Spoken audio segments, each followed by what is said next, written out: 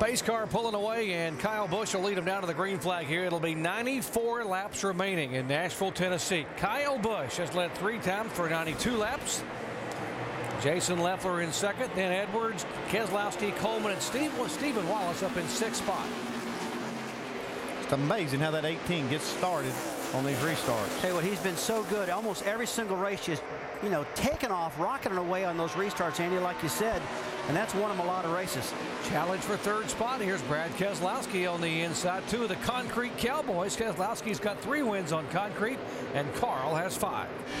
Like I said, that last green flag stint we had, the 88 car was just as fast as Kyle Busch, if not just a little quicker. Now he's kind of closed the gap here with these cautions. Maybe he can get up there and give him a little competition. Yeah, this has been one of the first times all night long that Brad's been that close to Kyle Busch, and let's see what he's got. His lap times have been really good. I mean, at times better than Kyle.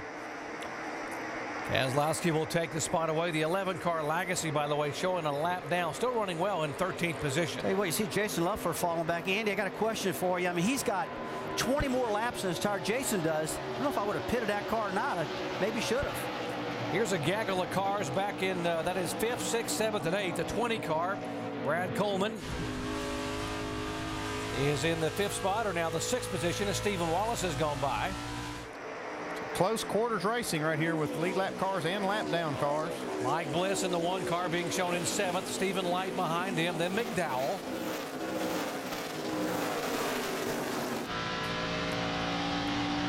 All these cars are on the lead lap now. See Brad Coleman making a move. Here goes Carl Edwards for that 3rd spot. He gets it.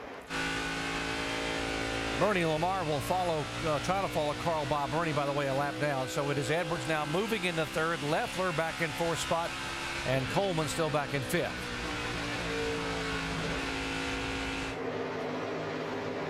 You know, getting back to this 38 car, I want to talk about it one more time.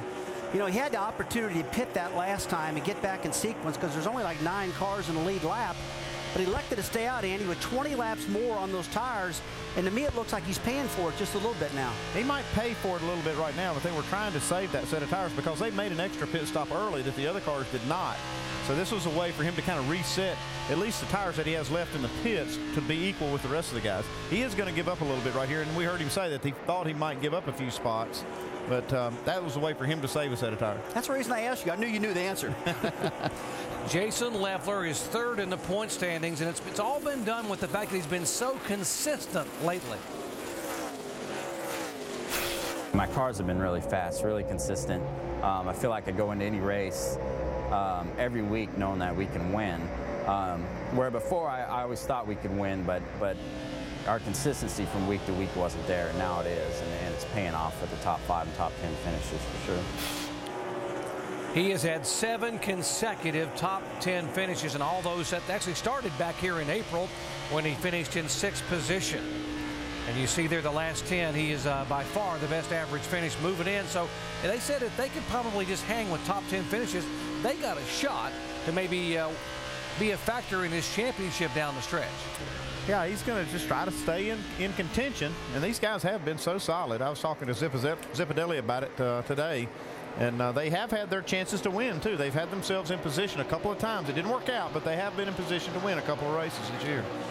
5th, 6th, and 7th on your screen. Brad Coleman getting back in the Joe Gibbs car after being out of the racing for 10 months.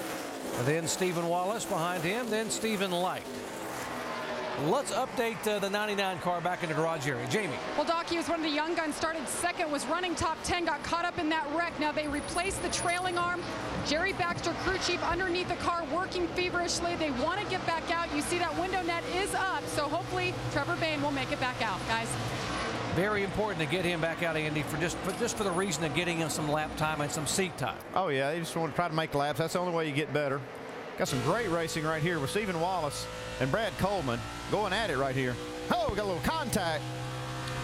And Stephen gathers it back in, keeps it out of the wall, and now Stephen Light will take advantage of Coleman having to jump in the brakes and take that spot away. It looks like Coleman got the short end of that deal. That's one of those deals where Stephen's coming up and he's passed him through the center, and that spotter's up there going, I think he's clear. I think, oh, maybe not. You're on your own. Okay, now you're clear. My bad. Didn't mean it. Stephen Wallace having the best run he has had this year. His best finish was 7th at Bristol, and he had a 9th place finish at Nashville here back in April. Now, Kyle Busch has about a 1.5 second advantage over Brad Keselowski. Let's give you some speeds here as they come by at the line and see actually who is fastest on the racetrack. Well, it looks like Kyle Busch was the fastest that lap, but Carl Edwards was second quick. For a few laps, Brad Keselowski was actually the quickest car. They're all in free, clear traffic here, so what you see there is what really kind of what the situation is. We've seen all year long where that guy that's out front just got so much that clean air gives you so much more downforce on the front of the car, on the back of the car, and he can just set sail and get away. But you know, Andy, how much do you think this track is changing right now? Because it is getting much cooler out there. These guys did a lot of practicing during the day, a little practicing at night. You got to believe it's the coldest the track has been. Oh yeah, it's just going to get quicker and quicker as you get down to the end of it. And that's why they have to make all these changes on pit road to keep up with that speed change. Look at the contact that's caused an issue there on the left front of the 20 car. You see some hard racing coming off turn 2. Now we're on the straightaway. Whoo, a little contact right there. And Steven just about knows that thing in the wall if that had been just a little tougher tap there. Well, I taught him to keep that thing out of the wall like that. Give it maybe a little back steer. Don't give up, man. Still Stay in the there. throttle. Outside. Clear. That's how it went. Good, bud. Settle in, drive away. He hit him with a bottle of barbecue sauce. No. Looks like the 20 car just glanced the wall a little bit just then, guys. Got close to it at least. Tell you, Brad Coleman's been doing a great job all night long, though. I mean, that's a fast car. We all know that, but he's been driving it real smart. Brad will be in that car for 8 races. Of course, and excited to get back in with Joe Gibbs Racing. Said he'll win one of these. He's made a promise, having a good run here tonight. Kyle Busch, the guy they're chasing, though, right now with 81 to go.